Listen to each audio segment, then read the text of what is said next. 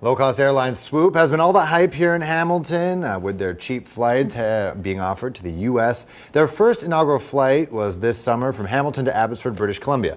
Now, their first flight to the U.S. was supposed to be today to Orlando. But as Diana Weeks tells us, those planes are grounded, and that's left passengers frustrated and worried.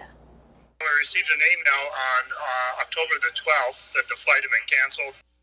Gord Love spoke to us via FaceTime from Buffalo International Airport, where he was forced to book a last-minute flight to Orlando at nearly double the cost after Swoop Airlines sent him an email Friday informing him they did not have approval to operate to the U.S. Swoop issued a statement to CHCH that reads in part, "Swoop had hoped to have the regulatory approval to operate to the U.S., but we don't yet have it." Swoop says until October 27th, there will be no flights to the U.S. from other Canadian hubs, including Edmonton, Halifax, and Abbotsford, until this approval is received.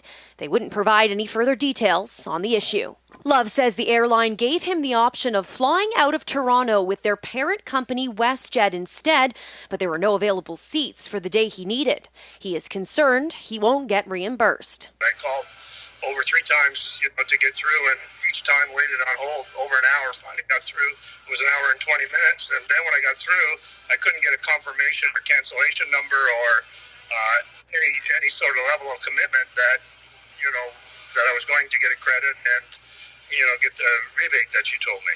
We spoke to air passenger rights advocate Gabor Lugash. Passengers certainly do have the right to sue Swoop, and Swoop in this case should rebook passengers on other airlines, should compensate passengers for all their losses. Lugash also forwarded us a document from the U.S. Department of Transportation dated October 10th of this year showing that Swoop does in fact have clearance to fly to the U.S. The document appears to show that scheduled passenger flights to the U.S. have been given the go-ahead. Lugash says he finds this odd and can't figure out why they are saying they don't have the approval. Swoop flights within Canada remain unaffected and are still fully operational. On Swoop's website, you can still book flights from Canada to the U.S. beginning October 27th. My advice to passengers at this point is not to book any flights with Swoop that go to the U.S. Diana Weeks, CHCH News.